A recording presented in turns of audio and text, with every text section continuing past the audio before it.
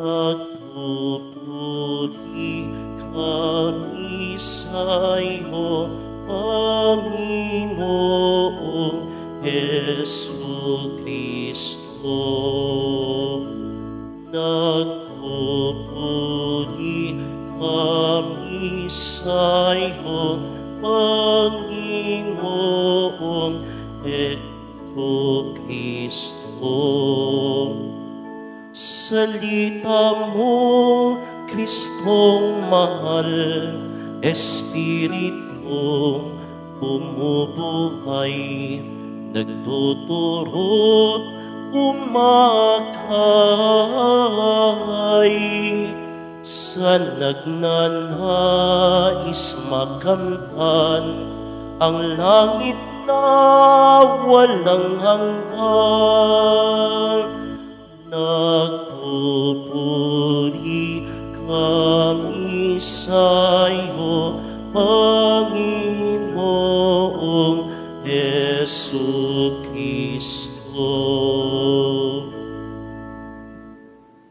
Sumainyo ang Panginoon. At sumairin.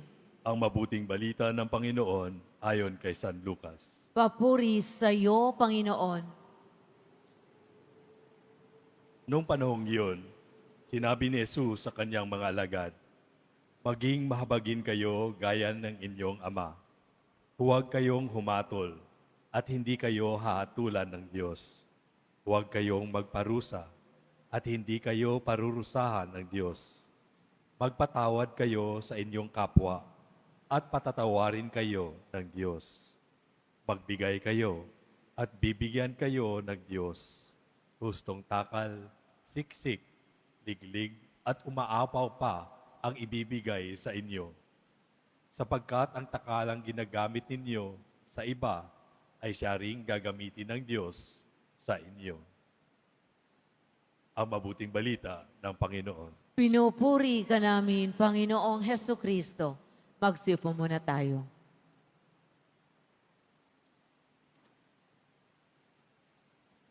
Naranasan nyo na bang pakiramdam na parang ang bigat-bigat ng puso nyo? Parang may malaking bato na nakapatong sa inyong dibdib, hindi kayo makahinga, hindi mo alam kung paano babawiin ang nagawa mo kasi may nagawa kang kasalanan. Ako naranasan ko na yan. Parang nanggiginaw yung feeling. Alam ko nagkamali ako, nagkasala ako. At parang feeling ko wala ng pag-asa. Parang ang layo ko na sa Diyos. Alam ko, may mga times na naranasan nyo rin yan, di ba? Minsan lang, hindi lang mahirap humingi ng tawad, mahirap din ang patawarin yung ating mga sarili. Kahit na alam natin, mahal tayo ng Diyos, parang may mga times pa rin na hindi natin matanggap na patawarin natin yung ating sarili. At pag hindi natin pinatawad ang ating sarili, parang nakakulong tayo sa guilt. Inisip natin na baka hindi tayo tatanggapin ng Diyos o kaya naman nagagalit tayo sa ating sarili, kaya hindi rin natin mapapatawad yung iba. Pero alam natin na hindi ganon ng Diyos.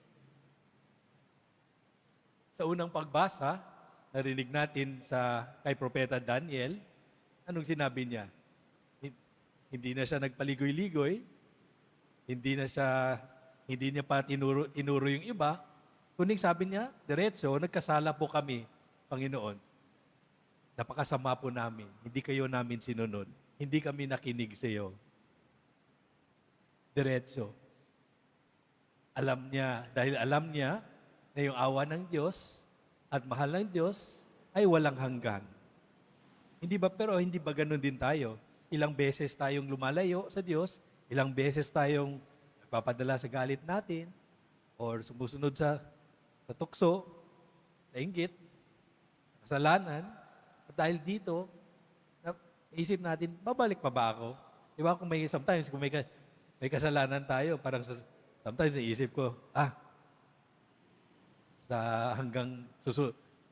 ipatuloy ko na lang ito hanggang sa susunod ko na kumpisal. Tatanggapin pa ba niya ako?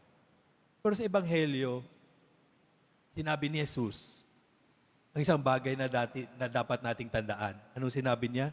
Maging mahabagin kayo, gaya ng inyong ama. Yung emphasis on gaya. So, hindi yung action na tayo mauna, kundi tutularan natin ang ating Diyos Ama. Siya ay mahabagin, kaya tularan din natin siya. Anong ibig sabihin nito?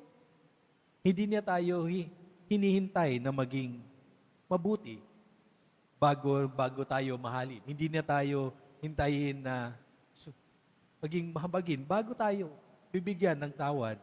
Kung may kasalanan tayo, mahal niya tayo. Kahit ilang beses pa tayong magkamali, handa siyang magpatawad. Siyempre, dapat humingi rin tayo ng tawad.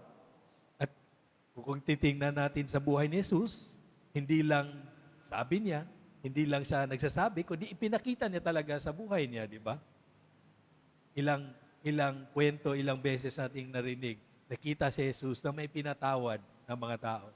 Ba, yung babaeng ng alunya, pinatawad niya.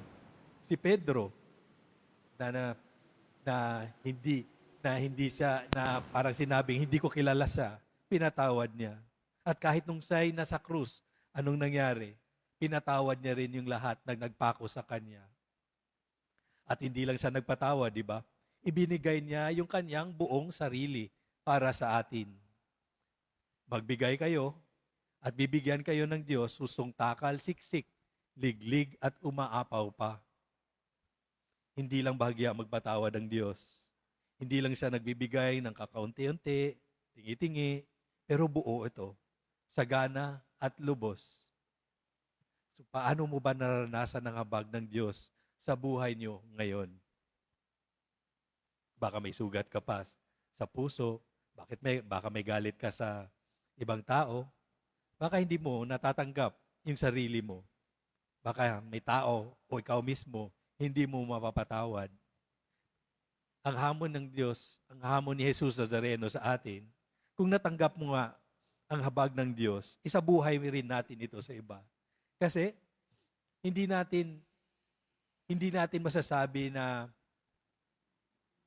hindi tayo makapagbahagi ng mabuting balita kung tayo mismo hindi natin nararanasan kung gaano tayo paano nagpakita ang Diyos sa atin ng habag, di ba? It's when we personally experience the mercy of God that we may be able to share this mercy with others. Para hindi lang to sa isip, kundi sa puso. Yun na rin yung maisasabuhay natin. Kaya ngayon, Linggo, siguro yung pwedeng hamon sa atin, subukan natin ito. Kung may nagkamali sa inyo, magpatawad. Kung may nangangailangan, tumulong. Kung may sugat yung puso natin, baka kailangan din natin patawarin yung ating sarili. At kung, siyempre, kung alam nating may mali tayo, may kasalanan tayong naranasan, handang-handa naman tayo tatanggapin ng Diyos sa sakramento ng kumpisal. So baka matagal ng time na bago lumapit tayo sa Diyos sa kumpisalan, alam naman natin na araw-araw, halos oras-oras, meron namang pari na meron nandyan si Jesus, nandyan ang Diyos, naghihintay sa atin. Hindi natin kailangan maging perpekto para lumapit sa Diyos. Lumapit lamang tayo at siya na ang babago sa atin. At kung lahat tayo kaya ay mabubuhay sa habag ng Diyos, hindi lang tayo yung magbabago, di ba? Pati na rin yung mundo natin, magbabago na rin. Dahil tinanggap natin ang habag ng Diyos at ibinahagi rin natin ang habag sa ibang tao.